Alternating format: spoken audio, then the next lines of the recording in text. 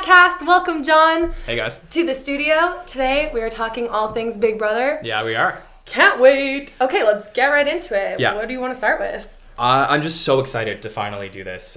Me too. Big Brother is a huge part of my life, and too. I know it is for you too. Yes. It's good to talk to other people who love Big Brother. We're a very, very Cult. unique group of people who love talking about Big Brother and everything. So I'm very excited to answer any questions, talk about all things to do with this past season that just ended a few days ago, and talk about what's going to come up in the Big Brother world. Yeah, and I also feel like we're, as weird as it is to say, we're all super connected. Yeah. Because we spend a lot of time on the live feeds and just getting to know each other. For the podcast listeners who don't know what live feeds are, it's basically just you can watch people do whatever they're doing for 24 hours. You can watch them eat, you can watch them talk about life. So you get really attached to these house guests. Yeah, but it's not just a 24/7 oh, these people are doing nothing. The best part is you get to see them interact in this world that we have a little bit of control over. Yeah, a little bit or a lot though? Well, I'd say it depends on the season. Okay. It depends how much production wants people to have control over it. Is it that's the cool thing about Big Brother is whether it's in the States or it's in Canada or it's around the world. Big Brother UK, for example, or Big Brother Australia, all these other countries, it's all about who the audience likes. And that's, I believe, originally how Big Brother in the States was America's going to vote on who they'd like the best in the show. Oh, okay. And then it kind of turned into now we're going to build this society inside of a house and see how they interact. So it's all different based on the seasons. Do you think that this show is based on the book 1987? 1984. Oh, 1984, yeah. Yeah, so I believe it's inspired by the book 1984. Okay, yeah. I don't know if you want me to get into a little bit how I got into Big Brother and well, how we I started guess that. let's just kind of tell people what is Big Brother. Yeah. How do you define Big Brother? So you take 16 people from all walks of life. That's the intention. So it could be 8 females, 8 males, from different age groups. Always 8 females, 8 males, because they split the genders. Yeah. Exactly. Different backgrounds, different histories, cultures, everything. So all these different types of people, and they put them in a house to live together. Naturally, when you put people in this social environment, different things happen. Leaders emerge, relationships emerge. Different things happen within a group of 16 people that you wouldn't normally get if you isolate those 16 people alone. Yeah. Now we throw in some prize money. So in the States, it's $500,000. Which after taxes comes up to $275 probably. Right. Yeah. Yeah, it's but not the still best. a lot more than Canada, which is a lot more than Canada. 100,000 for in Canada. And no taxes. Right. Very different. But you put some prize money involved, and essentially all these people are competing to be the last person standing. And what's really cool is, you walk in there and the goal ultimately is how do I convince these other people to give me the money? Yeah. And throughout that time, you're voting people out one by one. You're playing different competitions. And I feel trying to win power. Yeah, and that's the thing. It's the perfect reflection of society. It's how can you get the most power? How can you make people do what you want to do? Mm-hmm. And manipulate them, but not let them know that that's what you're doing. It's really screwed up, but it's really, really cool. Okay, well, I think screwed up. I don't know. I don't know if I'd say screwed up because for me, to me, Big Brother is what life's all about, and I know that's a big statement, but we're all put on this planet. Yeah. And for me, I found as I grew older that I just wanted to learn about people. So what makes people tick? What do people like? What do they dislike? Why do certain groups of people interact with other groups of people? Have we developed a history or are there societal standards that force us to come up with these prejudices about people? Are people walking into a room with someone else and judging them immediately and saying, then of course they are. And saying I already know a million things about you before I even spoke to you. Yeah. And for me, when I started watching Big Brother, a lot of the really cool things was oh yeah, this person manipulated this person and made them do something they wouldn't normally do or go against their best interest. Yeah. And then later on, it kind of became, okay, this person may never speak to this person in regular life. But now that they're forced to interact and maybe even work with each other for a common goal, How does that work? What, like, how do their interests align? And that to me is so fascinating because I love studying people. Yeah, for sure. I think where the screwed up part comes in is that you know that you're under these super stressful conditions. So people can't really be themselves when they're being watched. Mm-hmm. Or they're not able to play the game because they're thinking, oh my God, what am I going to do with all of these people staring at me? Perfect example is like, what would you do if your character was put in a position to be extremely judged in real life, but for the game you benefit? So in season 20, when Haley could have like thrown Bailey under the bus for taking the blame for being hacker, she was like, I'm a really good person at heart. I don't want my family to think of me like this. And then all the fans are like, oh my God, please, like, don't tell people you're the hacker. This is such a good move to put Tyler up on the block. Like, please play the game. And then some people are like, I can't play the game because this goes against my morals and values. So that's like, it's screwed up because like, you don't know what the person's going to do. Do they really care about the game, or do they care a lot about like who they are? How do you think you would play the game if you played Big Brother?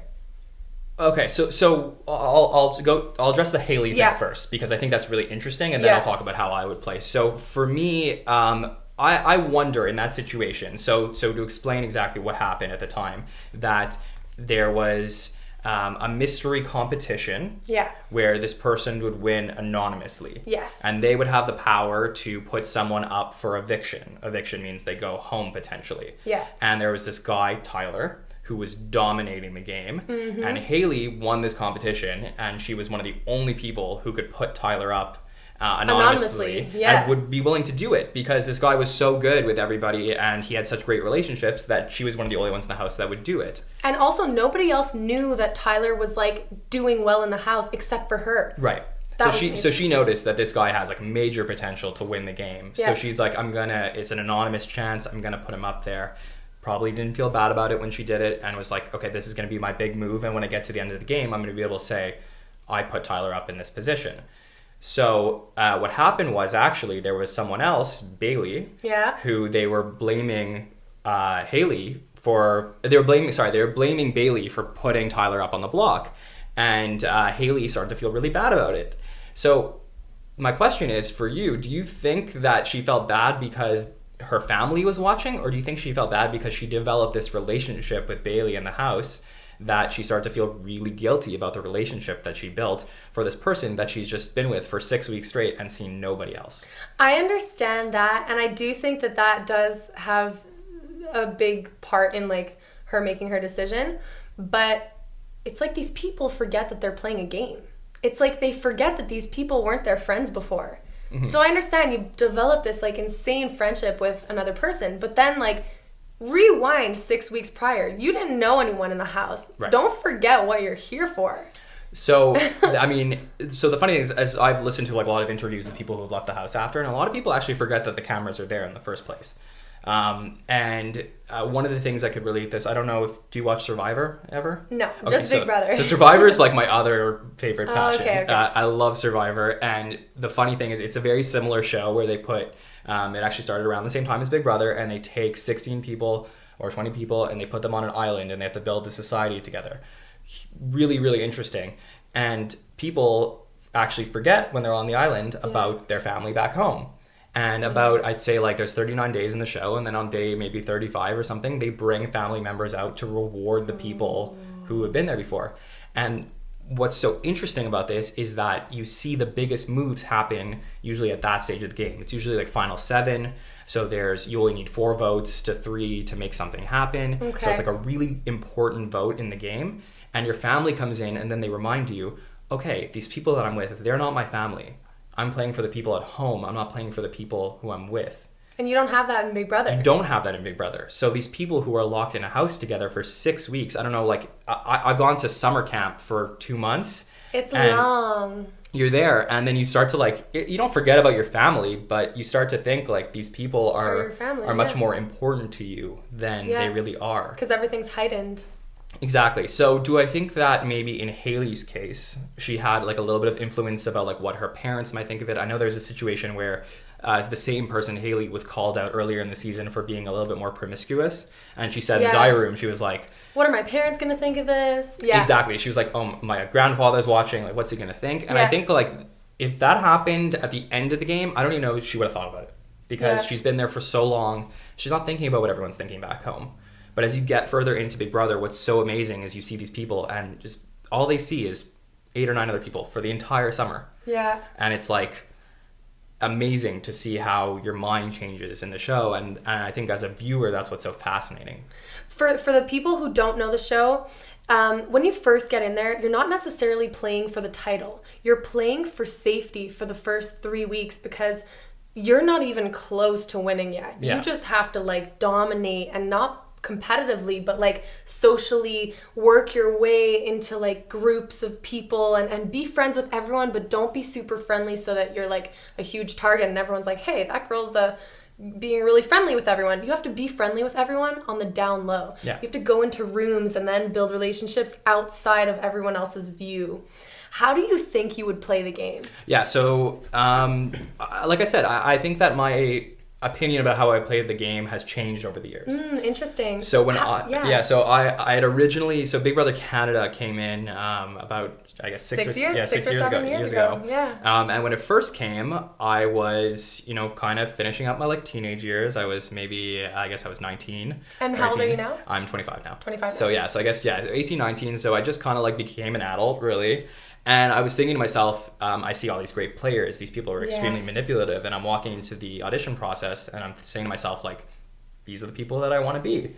And I still think there's an element of that because I think you need to understand people in order to be able to, like, make them do what you want. Yeah.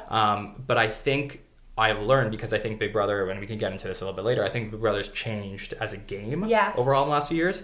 I think it's so much more important to build relationships with people. Yeah. These people, you could win if you were the smartest person at one point. Yeah. You can make everyone your puppets, you can move them around, and you can make them do what you want. We've seen that with Dr. Will. Mm-hmm. Who was like my idol. Really? I love But you would Dr. never Will. play the game like that now because the game has changed. No, see, I don't know that I would, and I know this is blasphemous, but I don't know that if Dr. Will would play as well now either. Because I don't think he would. Yeah, I think it's neither would Dan Giesling. Dan is a little bit more adaptable in my opinion, but that's like a whole other. But he's also thing. robotic. Yes, so for me, it was like I kind of like, as I've been watching the last few seasons, I'm like amazed at some of the things that are happening, because you'll see these amazing game players. They'll make it to the end of the game and I'll say this person should have won. And then I go and I think about it and I'm like, wait, but they screwed everybody else over. Yeah. And now people don't like them anymore. Yeah. You know what they're calling that? They're saying that, jury management is obviously extremely important, but they're saying that the best player is not actually the best player anymore, and that the weaker players win. But we need to reevaluate what we're considering the best player actually is. Mm-hmm. So I think, in my opinion, the best Big Brother player is someone who has formed at least a strong bond with every single person in the house. And that's what it comes down to, relationship building. I really don't think it has to do anything with competition wins. I really don't think it has anything to do with like manipulating. Well, yeah, you have to manipulate, but not backstabbing people, because in life, like, it's just like real life. You're not going to keep a friendship forever if you manipulate them and backstab them. There are elements of real life in it. Yeah, no, I definitely see what you're saying. I think to be a good player, you have to build a relationship with everybody in the house. Someone who sits in a room with their friends and doesn't talk to anyone else is not a good Big Brother player. No. And they're probably not great at making friends either. So, outside of the game. Yeah. To be a great player, I think then you have to leverage those relationships to put yourself in a better position. So I think that on a base level, like all the players that you watch, whether it's in a celebrity season or a regular season, if they're talking to everyone and you say, this person is really great, they're friends with everyone, they're not getting into too many fights, they're winning competitions, and when they win competitions, they're building bonds. Yeah. And when they're not winning competitions, they're kissing ass a little bit. Yeah. And I think that those people you can look at and you can say, you know what, those are the people that I think are going to do really well on the show. But then it's those people who, in my opinion, like Tyler last year, or Dan's or Dr. Will's, who are able to then take those relationships and use them to their advantage. Derek, Yeah. you know, all these people who are considered like the Mount Rushmore of Big Brother players. Those are the people who like really use those relationships to their advantage, and that to me is like what makes a great Big Brother player. So do you think Casey was deserving of the title? Because you look at Tyler's game and you look at Casey's game, and Tyler didn't really care for people. Like, I loved his game. I loved the way he manipulated people, but he was slacking in the like realness, in the real relationship part. Like, he would make relationships and then just be like, he wouldn't care about them. And people could sense that. Especially Sam. She'd be like, you know, is he really with me? And she didn't give her vote to him in the end. Whereas Casey was like really forming bonds, but that was her game. And then people just loved her at the end. They're like, yeah, fuck yeah, I had so many great combos with her. Right. So I'm like, so I'll like go back into last summer, and I'm watching Big Brother 20 develop, and I'm seeing this guy Tyler play, and this guy is like, he comes in there, and I'm watching him week 1, week 2, Me week too, 3, me week too. 4, and I'm saying to myself like, I love this fucking guy. could this be the best Big Brother player ever? Yeah. And because a lot of the greats, they come up with the best strategies, but he's literally taking people's emotions and using them against each other. And I was like, this is really incredible, especially in a time right now where you need to be likable. He's doing both. He was doing exactly what I said. He's using people's relationships, and then he's leveraging them to put himself in the position that he needed to be. There was a point in the house where every single person said, I love Tyler, or I feel bad for Tyler, or let's give Tyler a week off because you know what, his friend left last week and we shouldn't target him. But they also say that if you're getting a lot of airtime on Big Brother, you're not necessarily playing the best game, because you're in the most like drama, and Tyler was getting airtime from week 1 to the season finale. So for me, Tyler, well deserved, because I think the story of Big Brother 20 is Tyler's story. So that's why, I mean, if you're gonna, it's a non-scripted show. But if you were gonna script it and you're gonna play the movie of Big Brother 20, I think it's from Tyler's perspective. And it's, for me, it's 2/3 of the season. It's a 3-month season, and it's how in July and August Tyler dominated Big Brother 20. And how in September he completely dropped the ball. And I've never seen... drop the ball, like in his final speech. Well, not even just his final speech. In the final, I'd say... And why do you think that is? 7, 6, 5. And I think he... First of all, he got into a showmance. He got a girlfriend. That ruined his game. Right. This is why you don't showmance in Big Brother. Do you disagree? No, I think you can win with a showmance. So I don't think it's a rule. I don't think it's... I think that people can... I think it was a mistake for Tyler to showmance, because what happened is you had this guy who is like, almost picture like a web, and Tyler's at the center of the web. And everyone's story in Big Brother is like Big Brother 20. Intertwined with Tyler. It's like, I want to go to the end with Tyler. Tyler has his bond with me. And then the second he gets into a relationship with Angela, it's like, he spent half of his summer upstairs in the HOH room. Right. So then if I'm Brett, or I'm Sam, or I'm JC, or Casey, all of these other people, I'm like, wait, this isn't the story of Casey and Tyler. This is the story of Angela and Tyler. And to me, that was like an incredible thing to watch. And it was like, if someone said to me like, Master Jon, teach me how to win Big Brother, I would say, like, I'd put in the tape of Big Brother 20, and I would say, I want you to watch what happened with Tyler. And Are you serious? Yeah, and I think it's an incredible study. That's why... That's crazy, because I would literally put the same tape in, and I'd be like, I want you to watch what KC doesn't do. Watch how on the down low she plays. Watch her talking to every single person. Watch her not get screen time. Watch her be so likable. And then... watch her not win HOH, but only vetoes, so that she's not getting any blood on her hands nominating people, but just keeping nominations the same, because not using a veto is just as much a game move as using it is. Do you agree? Yeah, no, I totally agree. I think Casey played a great game. So I think that I wasn't a big fan of the Big Brother 19, Big Brother 18, the 2 seasons prior, and I think we were blessed with like a really interesting cast in Big Brother 20. Casey played a really good game, but to me, I know that she was safe because she won some competitions at a certain point, but I felt that if Tyler really wanted to, there were points in the game where he could have taken out Casey. And now, do you credit Casey for that because of course, because they made a final 2. Right. So my question is what do you value the most? Do you value agency in the game? Is it the person who's actually in the driver's seat who's making those decisions, or do you credit the backseat driver who's telling him where to go? I think that was the case in Big Brother 20. Was it we rewarded the driver. Yeah, we rewarded the backseat driver, which I think is not a bad thing, and I think it's a way to play, and I think that Casey will go down as maybe like a top tier winner, but she's not in like the upper echelon of like the all-time greats because I don't think that she played the game that like I think that there are people that she may have potentially lost to in the finals. Yeah. So it's hard to say. What do you think of then Big Brother Canada season 6 and Paris winning? Right. So so this is an interesting one that I've thought a lot about. Yeah. I really liked Kayla's game.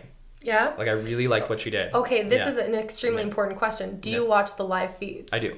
Yes. Really? And you liked Kayla's game because watching. Okay. Let me just say that I spent so much of my life watching the live feeds for season 6. That's why Paris as the winner was like, oh my God, so deserved. Nobody should have earned this game as much as Paris. She was putting work in, going into rooms, talking to everyone. Every time there was an issue in the house, she would pop into the door and be like, what's wrong? She was always that support when people needed her. Kayla, on the other hand, spent half of the summer in the room, excluded from the rest of the house with Derek. Yeah, so I wonder if that was by design a little bit. So this is my so we'll talk about like the story of Big Brother Canada 6 then. For me, it started out as you have like 4 or 5 or maybe 3 or 4 power players, people who are like really in charge of the season.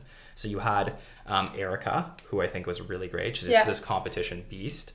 And then you had Paris, who had, played this role of this like young girl, this timid girl that nobody could touch and, don't hurt Paris because, we don't want to upset her. And then you had Johnny, who I felt like had like a lot of really interesting insight into the game, like knew what he was doing, had a lot of control. And then you had Kayla, this really, aggressive personality. Yes. And I've always said to myself when I'm watching, and it's a really interesting perspective because I don't know, like, I don't think I coming here like can really comment on why it's like this, but women in Big Brother, like, you don't get a lot of Kaylas. It's true. You don't get a lot of Ericas. Right, exactly. And I was watching for sure, and I really enjoyed watching Erica and Kayla, and I was disappointed that Erica got screwed by a twist at one point, and I was disappointed that Kayla lost because I said to myself, there's a lot of talk always about like, why can't women work together in Big Brother? Because why can't women work together in real life? Because Big Brother is a reflection of real life. For sure. It's again, like, I'm not the person, I don't know, I'm not educated in this area enough to be able to like fully comment on why people don't, or women can't get along in that way. Yeah. But what I do know is that I was so fascinated to see, Kayla play this game, be aggressive, and play like really what's been typically a male role in Big Brother. Yeah, that I agree with. And I have to wonder, like, if Kayla was male, would she have won Big Brother Canada 6? And is the fact that she was female and that she was very aggressive and she was calling people out and going for competition, is that something that's like... I did wonder that too. Like, are women just like... is Big Brother's a reflection on life? Are women in Big Brother supposed to be like endearing and welcoming you into their home? That's exactly it. Yeah. And it shows you that sexism does exist.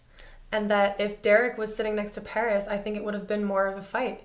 I think Derek, even like the game that Derek played compared to Paris, in my opinion, even Derek's game compared to Kayla's didn't measure up at all. But having said that, if Derek was sitting next to Paris, would Derek have won? That's really interesting. Yeah, and I think that, like, to kind of put a button on it, like, I think that I wouldn't necessarily look at Big Brother Canada 6 and be like, sexism, but I would look at it and say, like, knowing what you know from watching Big Brother Canada 6, and you say you watched the live feeds, you studied that season. Yeah. So if you were ever going to go on Big Brother and think, what did I learn from Big Brother Canada 6? I think like gender roles play like a really large part in that, and as a female, as someone who may be like a little bit more aggressive or like looking to win competitions, I am. Yeah. Exactly. So you're athletic and you want to go win competitions, you're going to build relationships. You're not going to be that like timid, quiet girl that like watches things from the corner. Well, exactly. What do you do about that? Because are you going to be rewarded for that game? You know what? having watched the live feeds, the only reason I believe that Paris is the deserved winner is because of how much work she was putting in, talking to everyone every single day, like putting the work in. And a conversation can change the trajectory of the game. And she was having like 100 a day conversations. That's why I believe that, because I put a lot of value on social games, not so much on competitive games. I feel like the competitiveness comes easy. So, but having rewatched the season a second time, season 6, I saw Kayla's game, and like Big Brother Canada really put an emphasis on her game, and they made her look so great. And at the finale, I was like, wow, the way that the show was edited makes Kayla look like she should have won. But having watched the live feeds, I just think Paris was spending time talking to us, the live feeders, which is something I would do in my game. I would talk to the live feeders all day. I'd be like, guys, especially since they are in control of twists most of the time, and they can like give people powers in the house, I would spend most of my time in the house being like, guys, this is what's happening with my game. I have no idea where this so-and-so's head is at. Please help me out. I'm fucking dying over here. What would you do? Would you talk to the live feed? Yeah, I think that was like an amazing thing that she did. I think it was so cool to see people's insight, but I almost wonder if that like I have like an honest question for you. So did you feel going into the finale when you watched it for the first time, you felt like Paris should win? I was like, if Paris doesn't win, I'm going to be so upset. That's so interesting. Yeah, because it was Kayla who was like entitled, I found. Listen, if you're entitled going into finale night, you're not going to get it. Because one of the things that you have to do, if you're a true super fan, you know that you have to make everyone believe that you're sitting here because of them. This life in this chair is because all of you died before me, and my game is actually your game. Like, that's how you're going to win. Not, yeah, you guys, I got you all out. You're all babies. Oh yeah, I mean, look. As far as I'm concerned, like I think Kayla like royally screwed up her final speech. So I mean, like just going into it, I do think, like we're talking about like prior to her saying some really stupid things in the end, to be frank.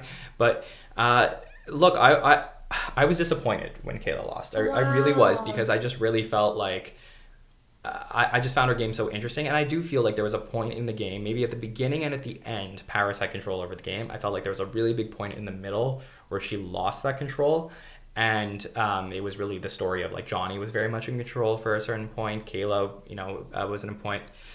So like I don't know.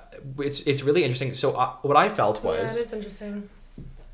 I think it's really cool that we both can look at the same season and come out with different opinions. Totally That's different. What's so amazing about Big Brother, is that if you're interested in watching people and like seeing them in the house and seeing what they do, you can come away with different opinions. I'm not the voice on what should or shouldn't have been, but I'm just telling you, in my opinion, I think that Kayla was screwed a little bit in Big Brother Canada 6. That's crazy. So how would you play the game, John? Should I not answer this? No. Yeah, so I think like, look, I'll kind of relate it to the Kayla and Paris thing. I think that we hit a certain point about 6 or 7 years ago when Big Brother Canada started, and I think it had more to do with Big Brother US. We were talking a little bit about before the podcast about Big Brother 14. And I think that was a really, really big inflection point. A pivotal point. A pivotal point where it changed the narrative on what is good gameplay. Okay. And it became more about like, who do you like more? And that's just from a Big Brother perspective. Like socially, right? Yeah, exactly. So then there you go about Kayla's game. Nobody liked Kayla in the house. All season, they hated her. They were like, get this girl out. She's condescending from the house. She doesn't talk to us. So that's the thing. It's like, it's about how much can you be liked? Yeah, for sure. And I agree.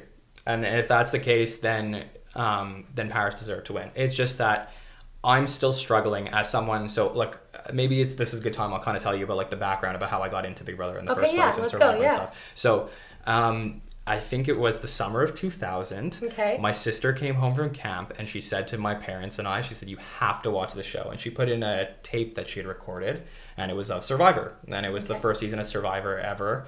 And I fell in love immediately, because there's like 50 million people all getting together for this one thing to see like who's going to be voted out next week on Survivor. Yeah.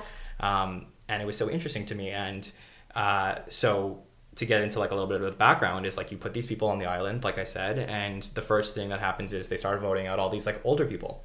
like Sonia Christopher, BB Anderson, like all these people who are like iconic for being like the original boots of Survivor because they're older and they can't contribute. Yeah. And then this guy, Richard Hatch, comes along, and he is like the first ever winner of Survivor. And he basically said to this older man, Rudy, this other woman, Sue, he said, like, I want to take you guys and I want to be in an alliance.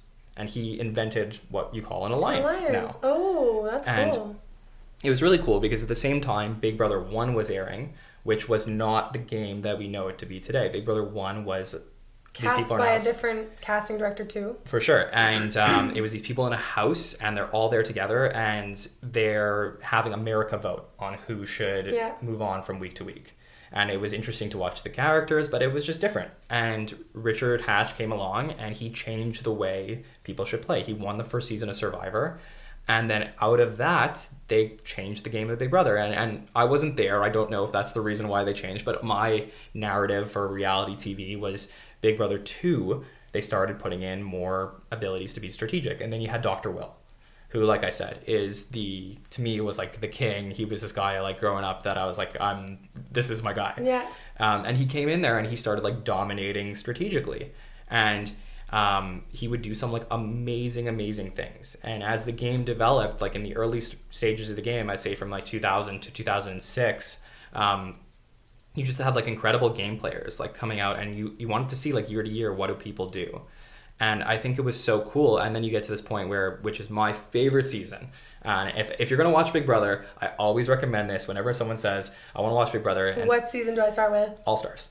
Which is Big Brother 7.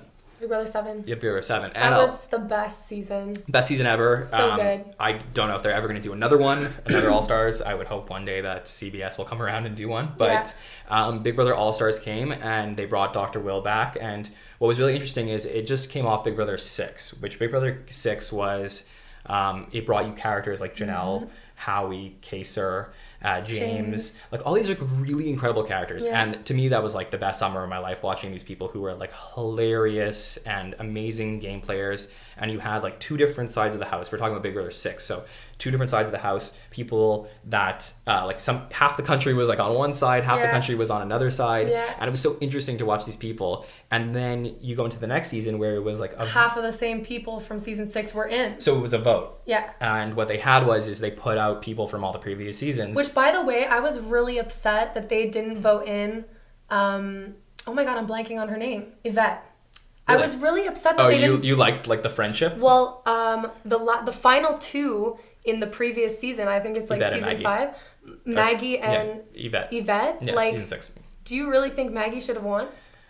Ooh, that's a tough question. I mean, no way. You think Maggie merited that win? No, honestly, it's I'll have to go back and watch it, but to answer your question, I don't like saying like unless I like fully. I have to think about that. To me, that was like Janelle lost in the final 3. Janelle was like and the winner. And to me, that was like Janelle's season to win. It was. And it was very disappointing to see that happen in the end. And then it was a double whammy for me when Maggie won. I was like, what? But anyways. I think part of the reason Maggie won at the time, and we're getting like really into the weeds on Big Brother 6, but I think the person who went out third was this guy like Cappy. This guy Eric, who was like a firefighter, and that whole group like really loved him. Yeah. And when he got voted out by the other side, they like kind of like idolized this guy. He was like their god for the rest of the season.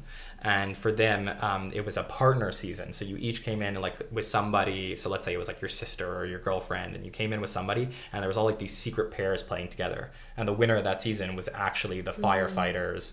I believe they were like best friends or something like that. Yeah. So I think Maggie was Eric's best friend, and I think they kind of voted for her at the time as like almost like a win for Eric.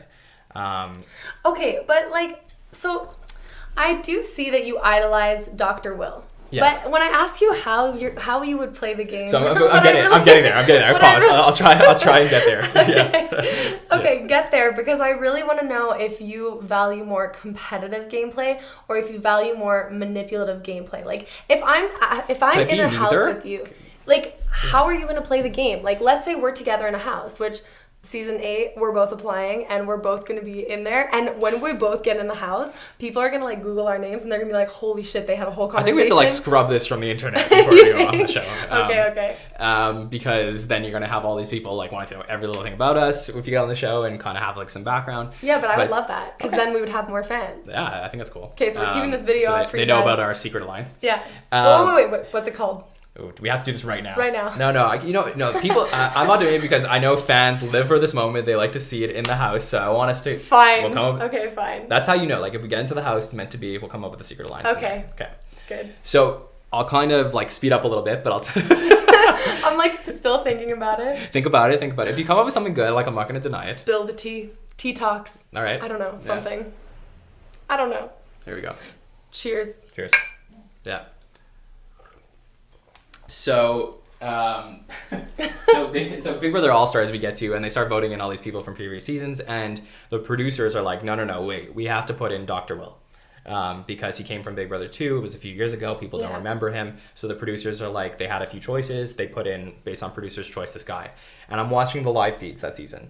And I remember it was like, I think it was like between grade 6 and grade 7 or grade 7 and grade 8, one of those. And I'm home for the summer and I'm watching this on my computer and I am watching like the most incredible, like riveting television I've ever watched in my life.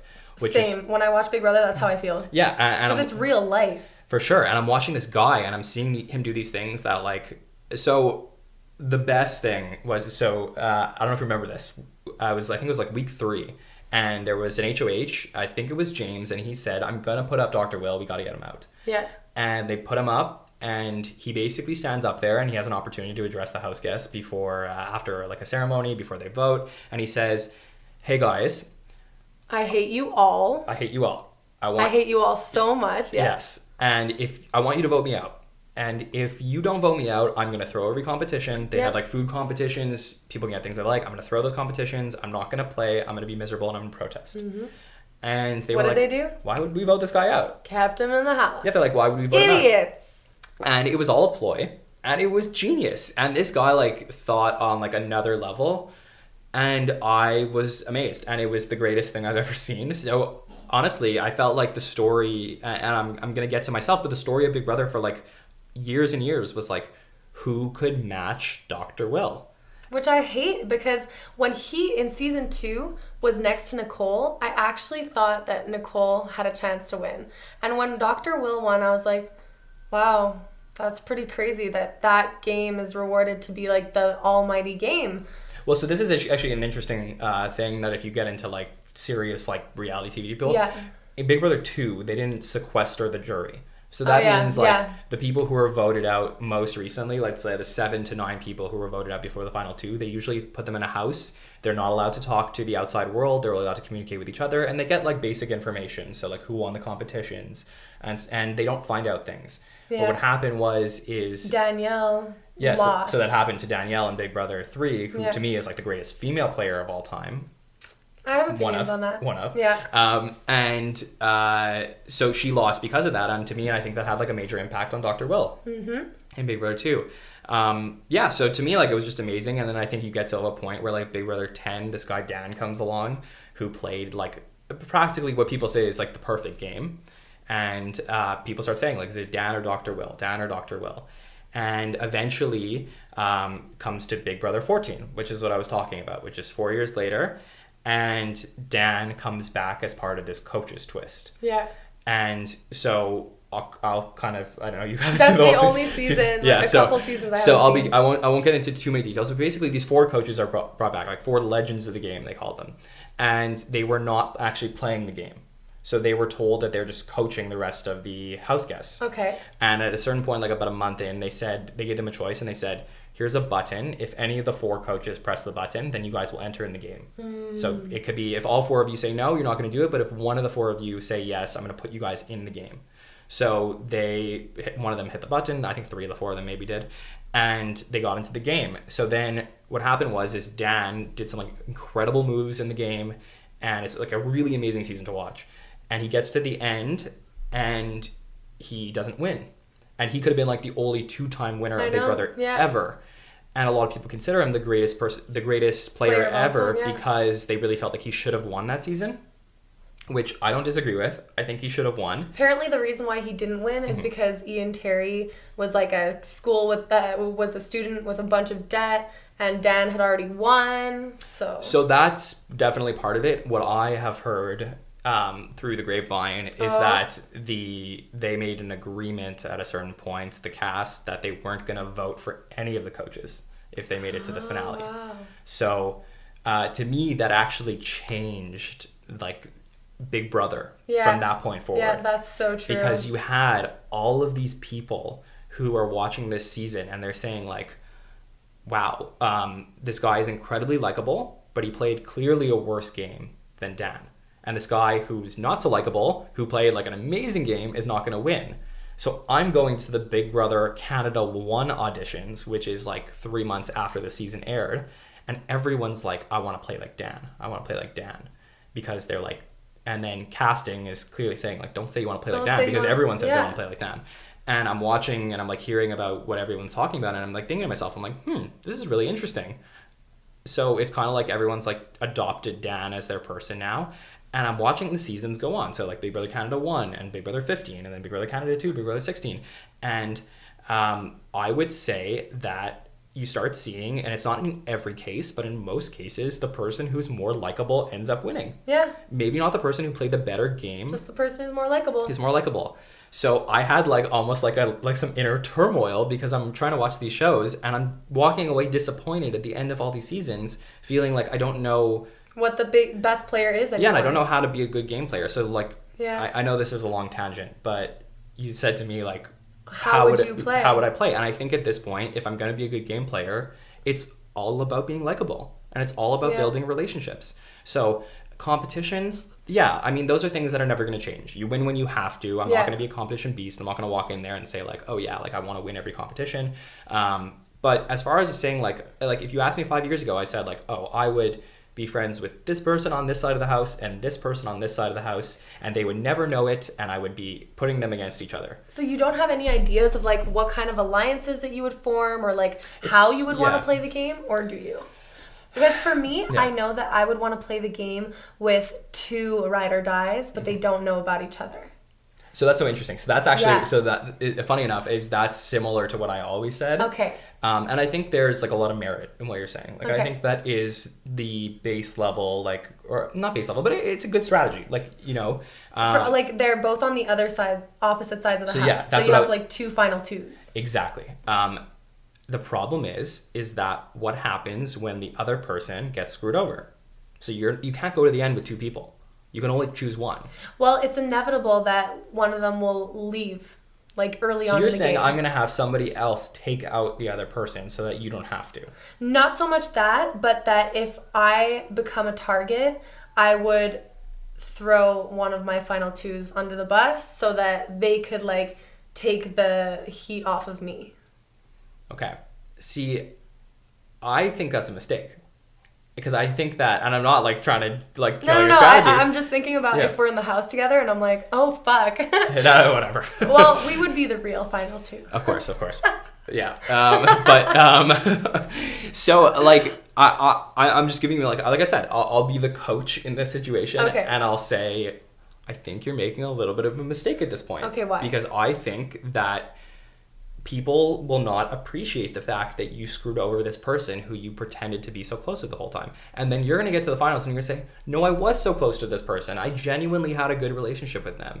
But they're going to be like, no, you screwed me over. You took away my shot at the money. And people are going to look at their face and they're going to say like, whoa, you really like hurt this person who you said. And it's just like, you have to be a talker. You have to be a charmer. You have to know how to talk your way out of shitty situations. Yes. So to me, as long as you can talk yourself out of it. I totally agree with that. I think you need to add like another element to that potential game. I think you need to build relationships with many, many people. Yes. In your head, you can say like, I really want to go to the final 2 with either this person or this person. But I think that like one of the biggest mistakes Tyler made last year is he made like multiple final 2s with a lot of people.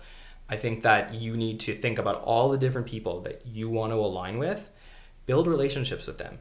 And yeah, like they're going to take each other out at a certain point, but you always have to be the good guy. And I think that it's a balancing act by saying that like I didn't take you out because I didn't want to hurt your feelings, but also you have to get to the end and then convince them that you actually had some say in what happened. Yeah. So it's like how do I convince them and show that I had like agency in the game? But not even, because if you look at like Tyler's final speech, he was talking about everything he did and people don't care. You can literally be like, I'm speaking no words to you right now, but it's okay because my actions show you that I care so much about you. And like you could literally be saying gibberish, and just like the way and the body language and the way you're talking and being really comforting and soothing, that's all that fucking matters. I'm telling you. Like Tyler was like this, he was like talking about his gameplay, and I did this and that, and people are like, dude, we don't care, man. At this point, make us feel good because we're out because of you. Yeah, I think you're right. But I do think that Tyler lost the game before the end. So I think that, like, would it have made a difference? Probably.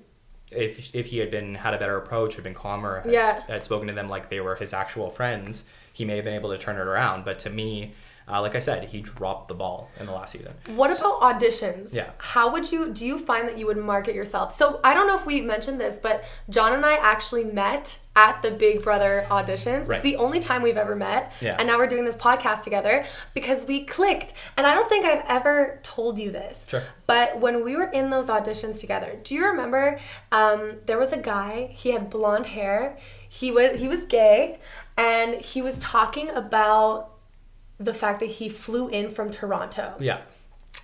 He was sneaky because I had written down that I was like a bartender on my page, and he's like, so how long have you been a bartender? I was like, whoa, how do you know this? Yeah, he's like, I saw it on your paper. Yeah. He's like, you gotta watch that. Yeah. Because like I already snuck my eyes onto your paper. I was like, whoa, the game starts during the audition process. Yeah, so I learned my lesson with that like did earlier, you? like at one of the earlier auditions, because that's what people do. And I mean, look, people are very competitive, but the thing is the audition process is a different game. You play a game to get into the game. So it's like the pre-competition to the competition. And you know, we're there and we're in line. And I think that the funny thing is like I've seen those people who've said like, oh, a casting director contacted me on Facebook and told me to come to this audition. Or, and I'm not talking about people who've like been through the process a few times and haven't actually gone on the show. I'm talking about like first timers who are like picked up at a gym. I have a friend who was like once working out at a gym, and he told me that he was contacted by a Big Brother Canada producer. Like these things do happen. Like they meet you at a bar, or they meet you at a gym, or something like that. Yeah, there's recruiters out there. Like if I feel okay. Like if I'm in the audition and there's a person next to me who says to me like, I was at a gym and someone saw me and they told me like, I'm okay with that. That's fine. So like, to me, like auditioning is so interesting. It's such like an amazing process because you could do everything right and still not get into the house. Yeah. Because it's not like Big Brother where it's like, okay, you have like a lot of control over where the game ends up. It's like you could be perfect. Like you could have been the best person for Big Brother Canada 7 coming up soon, but because you didn't fit their puzzle. Exactly. That's it. And it's not your fault. So like you might look back and you say like, what will I do differently for the next audition? Well, I'm going to be watching Big Brother Canada season 7, looking at who is the person who took my place. Who looks like me to take my place. So I felt that way. So I felt that way in Big Brother Canada 1. Okay. So when like I had gone through the process in Big Brother Canada 1, and I felt like I was like trying to figure it out, and like I had some theories, but I didn't Who did you think took your place? I don't know if there was like an exact person. Like I felt like Alec would have been like the one person that I was like, okay, maybe a little bit. Like I don't know if there was like a certain person specifically. Yeah, that's true. I tried like, you know, talking to people about it and hearing about it, but I just don't know. I think there's a couple things. I think one, you have to get a casting director that really likes you. Yeah. And I think like huge. Unfortunately, like when I've auditioned a few times, I felt like there was like certain people who had like I just didn't click with. Yeah, and that was fine. Same. And then there was like one person one time who I really clicked with, and then they put me through the initial process. And can you say who it is? No. Oh, okay. No, I can't. But I wasn't sure if we could say that. No, I would recommend against it. But okay. But the for me, like I think that I always say to myself, I was like, okay, what am I going to do differently next time? And I think there was one point, so Dan Giesling in Big Brother 10 winner actually put out like a list of like rules and things like for the audition process and how to like craft your story. And to me, this was like How to get on reality TV. Yes. .net. I would totally recommend it. Okay, I would too. That's like the biggest secret, but there's like 80 podcasts and a book that I bought, like the whole kit. Right. And my I love Dan, and I had emailed him at one point to like ask him and just simple questions, say like, this is who I am, what do you think? And the funny thing is like I feel like if I could have memorized like everything Dan said and done everything right, and I still feel like there's a chance I couldn't have got on the show because maybe I'm just not the right person for them at that point. What did he say that you really took from? So I think like the really interesting point is like, what's your story? So I know like we speak about like these buzzwords like archetypes or like resume or different things, like what, like tell people about yourself. Like at the end of the day, casting directors are looking at you as a TV personality. Yeah. And they want to know like, what's it about you? And if you've had a tragedy in your life, unfortunately, though it may be a little bit cliche, like it does define who you are and it affects you. And I think those are really interesting things that people want to hear about. They are. But what does the person do who doesn't have that and doesn't have this like bad thing that happened to them, or has they might have like really funny stories. Like what about someone who like grew up with a good life, perfect life? That's it. And I'm not saying that's me. I'm just saying that like that could be anybody. Can they still get on the show? And I still don't know. I don't know what the right answer is. I think that everyone has to have like a thing. Yeah. There was this commercial my friends and I always joke about, like in the I don't know if it's like early 2000s or late 90s. It was like we were watching cartoons and then this commercial would come on and they'd say like, what's your thing? Like I always like made that joke to my friends because it was like my thing's like jump roping, my thing is like this. And I'm like, I'm trying to think like, what's my thing? What is your thing? I don't know. Like I know that I'm like I think my thing is like people. Okay. And it's really hard to describe it to a casting director, but like I think my thing is like I'm able to relate to all types of people. Chameleon. Yeah. And yeah, maybe that's a good way to put it. And I think that like the reason that you and I connected in the line is because here's the difference, is that guy who was called in the line with us, he's looking at your paper and he's thinking like, how do I manipulate this girl? Exactly. Which I was like, oh my God, I think his name was Thomas. Sure. And he was like freaking like flamboyant. He was out there. I was like, but what I thought was really weird is that I was like, hey, and I really click well with this guy. Yeah. I was like, hey, would you be in an alliance with me? This is when I didn't really understand the game. Yeah. He's like, well, I would, but if I had to cut you, well, I would have to cut you. And I thought that was really weird for him to say, because then it's like, well, what if we both got into the house together? I would kick you out right away, knowing that you would not have my back. But why I really clicked with you, I found, was because you were really quiet and like reserved, and I was like, I want to know more about this guy and why he's like keeping all of his thoughts in his head. I was like, and the guy beside me, Thomas, he was like, oh, let's talk. And I was like, this quiet guy, I want to like pick his brain. What's going on in there? So what's funny is you walked away from that and you were like, this guy Thomas was playing the game. Yeah. Did you walk away from that and say John was playing the game? Yeah, because I was playing the game. I did, but I also thought like, you might have thought you were too good for the game. Yeah, so that's how the impression that I got, because I was like, oh, are you gonna like market yourself as a character at all? And you're like, no, I'm just gonna be me. That's like for anyone who knows me, that's like a recurring problem in my life, is that like sometimes I made you're too cool for school. No, it's not I'm like too cool, but it's just that I like I try and have like as best self-awareness as possible, but like sometimes I'm comfortable with myself. That's just like I feel like confident, like I'm proud of who I am. Yeah. And like it's kind of like off-putting to some people, and it wasn't off-putting to me. I don't mean it that way. I just mean that like it's just that like I do struggle sometimes with like, how do I show people who I am when there's not like this like crazy quirk about me. But I think that yourself, your thing, what's your thing? I think it would be like the too cool for school guy. Like that's how you came across to me. Yeah. Which means that that's probably your vibe to everyone who sees you. Like the too cool for school guy.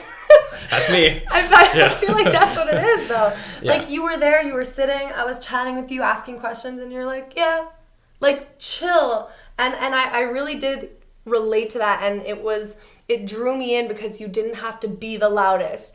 And like maybe sometimes for people who want to play the game on the down low, they don't want to go to the loudest person, like Thomas was next to me. So that could really work in your favor. If you don't mind, like I'll give you a piece of advice that I always give people, which is like people love to talk about themselves. Yeah, like, that's what Dan said. Like people just like they feel good about themselves when they like tell people about like things that they do and like who they are. Yes. So if you're a good listener, that's like the difference between building like just a base level relationship and a very deep relationship. Exactly. Yeah. So for me, like when I'm sitting in the audition process, like I'm also like, I wish there were live feeds to watch the Big Brother auditions. I know. And I think that if you were to ask like any super fan of Big Brother. Such a good idea. Well, they would never do it, obviously, but I'm just saying, but like if you were to ask any super fan of Big Brother, I think they would say like, I would love to see that, because you know what? Of course. We love getting that, like to go back to my original point, is like we love watching people. Yeah. So for me, like I sit there and yes, I'm auditioning and yes, I'm trying to figure out like what's the best way to impress this casting producer to get myself on the show. But like I'm also really curious, like who are you and like why are you auditioning? And I like to know these things. And like I'm walking by the line to like, and I'm like looking at everyone in line. I'm like, did you come here because you were asked to?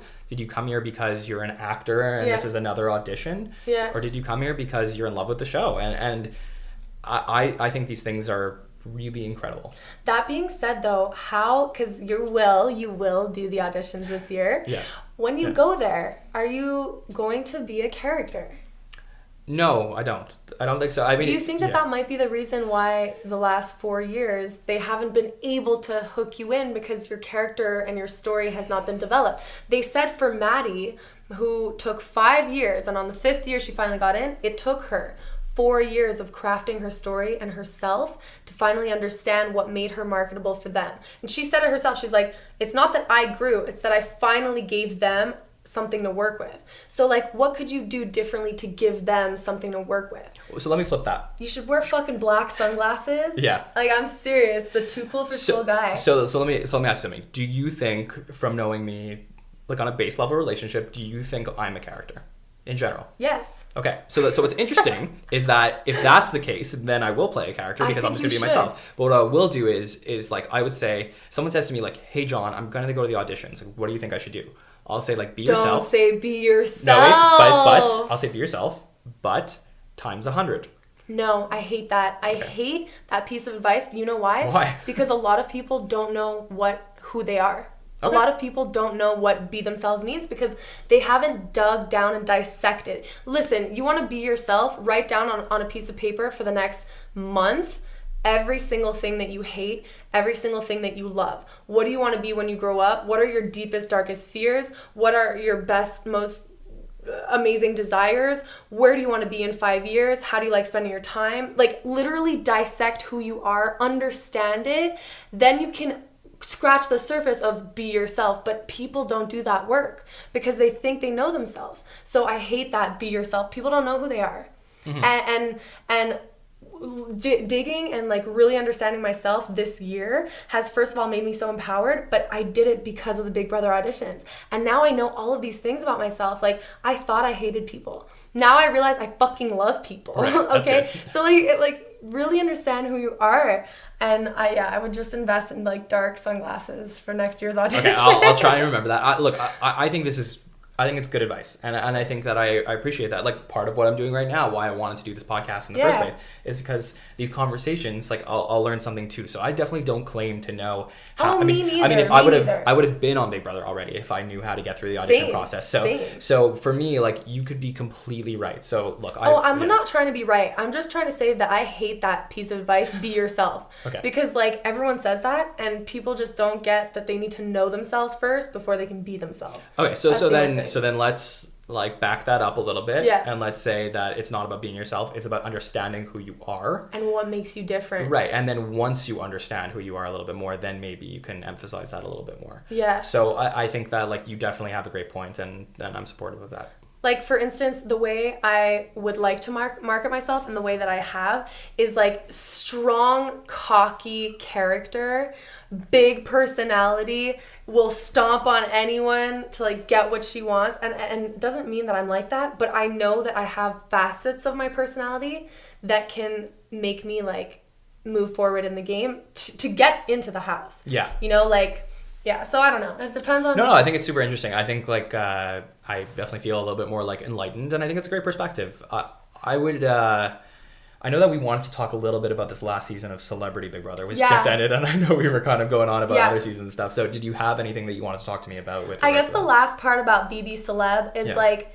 Do you agree with the fact that, first of all, they can tweet and stuff in the house? I hated that. Like, that's I weird. think they can't see people's tweets. They can only do outgoing tweets. Oh, okay. That I didn't know. Yeah, they can only like send messages to the outside world, but they actually can't see Twitter. Oh, okay. I didn't know that. That's cool. Yeah. Okay. And then also, what do you think about like no jury sequestering? That's like the biggest part of Big Brother. So the thing I don't like is pick one or the other. And I know it's like there's game mechanics involved where it's very difficult for production to decide, like, do I want to sequester the whole jury or do I not? But what happened is you had 5 people who left the game by 4 days before the end of the show. And they were able to hear what the public thought. They were able to watch the shows. And then you had, was it 3 or 4 people who came out of the house in the last, like on the finale night. On the finale night. So you had, so I think it was... Literally in 2 days, like 4 people left the house. Yeah, so I think it was like... Dina, Lolo. Yeah, Candy. Yeah, so those 3 people who were sitting there in the final 5 and not able to watch anything, but all these other people are. So it's almost like you have the jury voting like completely differently because like we talked about like old seasons of Big Brother where if you were able to like watch the show, like would your opinion change on these people? Yeah. And I was like thinking to myself, I was like, this is so crazy. And the worst part of it all, and it's not to shit on Big Brother because I love Big Brother, but you know what? Like the fact that you didn't let the 3 people who got out that night ask questions to the final 2, that drove me nuts. Yeah, because it was that's like, huge. You know, you had Ryan Lochte and like people who left like before the season even started. Yeah, like Jonathan Bennett, Kato Kaelin. You have like all these guys who are like asking these questions to these people who like frankly they have more information than anybody on who should win in the final 2. And these 3 people who just got out of the house don't have the information to make the decision. Now I don't think it would have changed much, but I think that as far as like production is concerned, like I think that was a poor decision, and I hope that in the next season they would find a way to fix it. Do you agree with the winner? I do. Okay, I really like Tamar. I love Tamar as the winner. Yeah, she's for the first time in a while, like I really feel like I like who won. Like I like who won too. And also I was listening to Rob Has a Podcast, a great podcast. Yeah, it's my favorite. They were talking about I'm a patron of Rob Has a Podcast. Oh, are you? Yeah. So, okay. Yeah. I should become a patron. He's so good. And he was talking about how at least this season now they were worried because BB Celeb 1 had set up players this season to be like, don't play a Shannon Elizabeth game, don't play a Ross game, don't play too hard. Yeah. But then now Tamar, who played so aggressive, so hot-headed, that kind of like changed the trajectory for like BB Celeb 3. Hopefully people will be like, yeah, we can play hard. Let's go. Yeah. Yeah, I agree in a way. Like, I think that I'm very curious because a lot of these celebrities, like, they go into the house. They don't necessarily have watched Big Brother in the past. Like, I'm very curious when they're, like, locked, because they lock them up in, like, a hotel room, like, 3 or 4 days before the actual show starts. And I wonder, like, I know they give them DVDs to watch a whole season of Big Brother. Yeah. Are they showing them, like, the past celebrity editions, or are they showing them the real Big Brother? I think they're only showing celeb editions. It's so interesting. Yeah. Yeah, like, because they don't even know, like, the real game. I think it's a mistake. Really? I do. I think that... like people who have like Tamar is like a huge fan of Big Brother, and I think if you were to ask her, I think she would say that she watches the regular Big Brother. She does. And I think it gives you a leg up for sure. And I think that like Marissa was Jarrett Winokur who won the first season. Like she actually read Derek Levasseur book. What's it called? Do you know it? I don't know. Okay, it's a great book. I read it too. Oh God, what is it called? Derek's book. It's Undercover Edge. Oh, cool. I'll go back to like my point, which was like I didn't love Big Brother Celebrity 2. And why? I felt like, so I'm like a big sports fan. Okay, so I watch like football, basketball, baseball. And I felt like I was watching the minor leagues of the sport. That's how I felt. And I know that's like really harsh. No, I can understand that. My only really real favorite characters were Tom Green and Tamar. So I love Tom. I love Tamar. I think these are really cool, interesting characters. If I would compare myself in a way when I watch, like, I'm like a scout, because like when people go, they'll like go watch high school football players. They'll watch college football players to see like, okay. And I felt like I'm watching people who are like not the upper tier of like, this isn't, it almost felt like not real Big Brother in a way. Okay. And that was like a little bit jarring to me. I don't love that the season is so short. I think it's naturally great for celebrities, but I think that what makes Big Brother so fascinating is that you have time for things to change. Yeah. And it's very competition based. So there's competition after competition. Things are always changing based on the actual game mechanics and not based on the people in the house. A lot of people said that this season there weren't enough breathing points. Like, we wanted a lot of character development, but it was like competition after competition, and we want to hear like the room chatter. We want to hear like what's going on. So did you watch the recap episode like before the finale? There was like I watched half of it. Yeah, so I know that like that's something that's not so interesting to people. Yeah. But I watched it, and I actually felt like for the first time when I was watching the season, I'm like, okay, I kind of get these people a little bit more. Yeah. And like I checked out the live feeds too, but it's just that I don't know, like they didn't cover it well. Like I find the character development. Yeah, I think that putting celebrities in the house is absolutely fascinating for me, because I think like celebrity pop culture is super interesting. About like all these people who have all the attention, all them. Were they really time. Celebrities apart from like Tom Green? Yeah, no, I do. Really? I think didn't know. It depends what you define as celebrity, because for me, like these people have had the spotlight on them at a certain point in their lives. Okay. Where like the camera's pointed at them, whether it's like in their chosen profession or they've been very successful in something at one point. And I think that's like very interesting, because it's like a whole new study. It's like if you take all these people who are so used to attention, like when Tom Green walks into a room, everyone's like, Tom Green. Yeah. I know Tom Green. Yeah. But when he walks into the Big Brother house full with like 11 other celebrities or 10 other celebrities, he's like doesn't have that attention on him anymore. It took 2 weeks and then he did. Yeah, like eventually, because then he like proved himself. Then he's just like running around with like cereal boxes on his hands and stuff. That was so awesome. But I find like Celebrity Big Brother is such an interesting like study of people as well, and I would love for the next season of Celebrity Big Brother is like, think about if I'm casting that season, I'm looking for celebrities, I want to think of people who were like in the spotlight, like really hardcore. Yeah. And I think like you almost take like the Kato Kaelin example, which was to me was like so interesting. Like this guy who basically like was on TV like every day, all day, for like he was like when television was like at its apex in like the early 90s. I see. I had never heard of this guy. So this is like he was like as part of the OJ trial. Oh yeah. Okay. And this is like a huge thing, and like this is the point where I believe, I don't know if they even know if they do this anymore, but they had like court TV, which is they put like trials on TV. So this guy's like sitting on trial, and people would like kids would come home after school and they'd be able to like watch this guy on TV. Okay. And now you're seeing this guy like 25 years later. Oh my god. And it's so interesting because this guy who had all the attention on him is now like put back into the spotlight. Yeah, that's true. What's he gonna do? And he was like, is OJ gonna be in the house? He was so scared. Yeah, and like I find it like, I think from a casting perspective, they're probably like, oh, I want to attract viewers who are in their 40s and who have more of like a familiarity with people who may have been like Joey Lawrence or like Kato Kaelin, or people who are like popular in like maybe the late 80s or the early 90s. Yeah. But for me, it's more interesting to see. Like I like seeing those celebrities because I'm like, oh, okay, these are people who are like... It's an interesting study. Yeah, these people were like super popular at a certain point, and now they're not anymore maybe, and like what are they going to do in the house? So... Okay, what did you think of Anthony Scaramucci's odd... What do you think about that? Come on. Yeah, so I wasn't happy. So this is the thing. Do you believe that it was actually a twist? I'm not sure. I don't want to say yes or no, but this is what I think. I don't think it was. So if it was a twist, why not tell us? Exactly. Why not keep us in the loop? Yes. We as in the Big Brother community, thinks that it was in his clause to not get embarrassed if he was on the show. See, so that I find hard to believe. I don't. I think that like he probably quit and he was like, okay, now you guys have to spin it in a way that makes me look good. So I have a question. Yeah.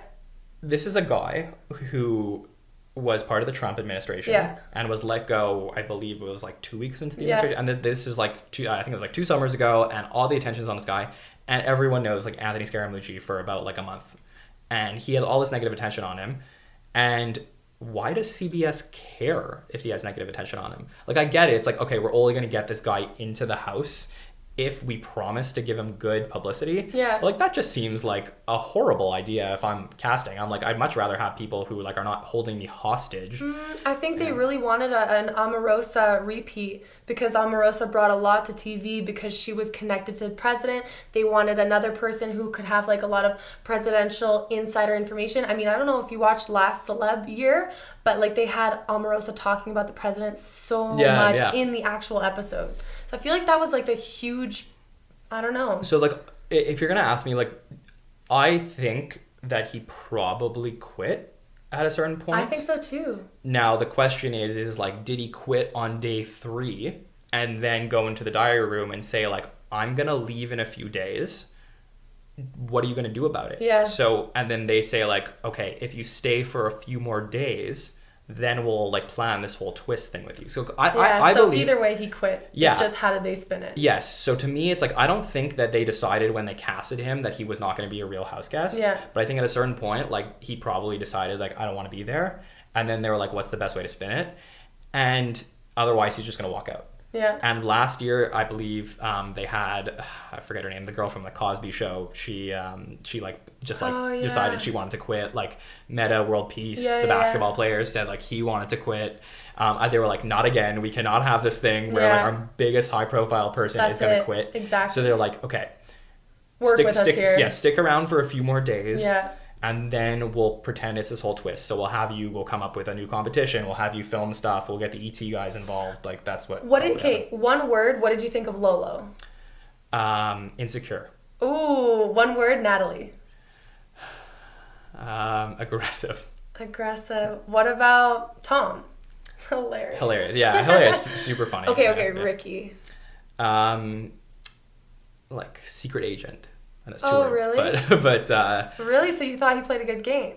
I do think he played a good game. I would say boring. Yeah, he played a good game, but the question is that the right game for Celebrity Big Brother? Yeah, I don't know. That's true. When people are going home, when they're watching, like, the celebrities are going home, they're voted out, is Ricky's game the game that they want to reward? Yeah. If this was like a regular Big Brother season, do you think he would have? No, I think it was still shit. Okay. Candy. I don't know. Confused. She's like a question mark. Yeah, for me. same. Yeah, so I very confused with her game. I think she didn't know the game, and then she was just forced to, like, adapt. Yeah. I think so. I think that Candy probably walked away feeling like she won because her friend who she came friends with, like, won the game. Yeah, that's true. My thing is like, so when I'm watching these shows, I'm, like, always thinking from, like, a macro perspective. So I'm like, okay, what's going to happen in 5 years in Celebrity Big Brother? Are they going to go back and they're going to say, like, Big Brother Celebrity 2, who do we want to bring back from this season? That's true. So I'm always thinking to myself, I'm like, who are the great players? Like, is Big Brother Celebrity 2 the story of blank? Yeah, that's true. Like Big Brother 6, we got Howie, Janelle, like, all these people. Do you think Tamar would come back since she won by a unanimous vote, by the way? How do you think, like, that's the first time since Dan Giesling? How cool is that? Very cool. And also, I don't know if you know about this, do you know this, like, curse about the first person in? So it's like a huge thing. But I still think that if you're, like, a super fan, you still won't go into that door first. Yeah, I wouldn't. I wouldn't. No, that's it. I wouldn't either. But what do you think of Tamar? One word. Exciting. Yeah, I think she's, like, an incredible personality. Yeah. I don't think she wins a regular season of Big Brother necessarily. Depends. I don't know. Who's in the house with her? Yeah, I don't know. Like I said, to me, she's like, she won, like, the minor league baseball championship. Like, that's how I felt. And I didn't feel that way about Big Brother Celebrity 1, so I'm not saying that all celebrity seasons are like that, but I just, like, that's kind of how I felt this season when I was watching it. And it's like, that's exactly the way I felt like 2 nights ago when I'm watching the finale, and I'm saying to myself, like, aw, I really like Tamar, but it's, like, too bad that I don't value her game. Yeah. And I think that that's, like, the general consensus of the Big Brother community is, like, we're so happy that someone we like won the game and she did all these, like, incredible things, first unanimous winner, but, like, it's too bad that her season was greater than it was. Yeah. Okay, so we are wrapping up. Okay. Since this is my longest podcast that I've ever done. I apologize. No, I can talk a lot. Don't apologize. This is like the best topic. We're gonna have to do it again. Excited. Yeah. Yes, we have to. Like, Okay. we have so much to talk about Yeah. Big Brother that this Yeah. hasn't even scratched the surface. Okay. So I do have 2 final questions that I ask all of my podcastees. Go for it. And they change every 10 episodes. So these 2 I'm really excited about. Sure. If you could have one superpower, what would it be? And Ooh. why? I would be invisible. Would you actually? I really would. Why? Because just to fit in, and like this isn't just a line, but like I like to watch people, and I don't mean that in like a creepy way, but I mean it in like a like if we're like just be like to be a fly on the wall. Like Yeah. I love imagine you could just like go off and fly to like the most interesting situation and go watch it. It's like what's gonna happen. Like I would travel the world and like see things that I wouldn't be allowed to see, Oh and my like god! And just Yeah. just watch. yeah, and I know that like it's like a little bit of like poetic for Big Brother, but like that's really the way I feel. Like that's just who I am, and I would love that. Yeah. Okay, cool. And last question: what do you think the purpose of life is? I love people's reactions. That's like it's like a heavy question. To It's a very heavy question. Yeah, I think I said it earlier on in the podcast, and I yeah. truly mean this. Like, I think it's to understand other people. Okay. Like, we're put on this planet with all of these people, with all of these different personalities and physical traits and backgrounds and histories and stuff like that. And I think you do a disservice to yourself by not trying to learn about other people and educate yourself. Like, I think you describe yourself as a content creator. Yes. I'm a content consumer. I love to like listen to things. There's not enough hours in the day for me to like give me more information. I love to know about people. So for me, like that's the purpose. And why? To know about them with what? Like, what do you do with that information? I'm not sure yet. I think Okay. like when I'm older and wiser, I'll be like, I'll know what to do it. And like, I don't know if it's like maybe one day, like when I have kids, it's like to pass on this information or like to feel like I have like a little bit of a perspective on things and To make the world a better place. Yeah, like, absolutely. Like I think that like information is power in Big Brother in life, and I think to like be able to contribute because you're knowledgeable about things and you want to learn. Yeah. That's it. There's only so much you can read in a textbook, but I feel like I went through school and I learned more from watching Big Brother than I did. Yes, and YouTube. Yeah. Like, yeah, literally. exactly. Yeah, like I can watch the live feeds and see 2 people interact, and then I feel like I know more about things than calculus. Yes. Yeah. Cool. So information. Yeah. I love that. That's my thing. All right, John. So we're going to peace it, and we'll see you next time for a Big Brother 2 episode. Thank you so much. Peace.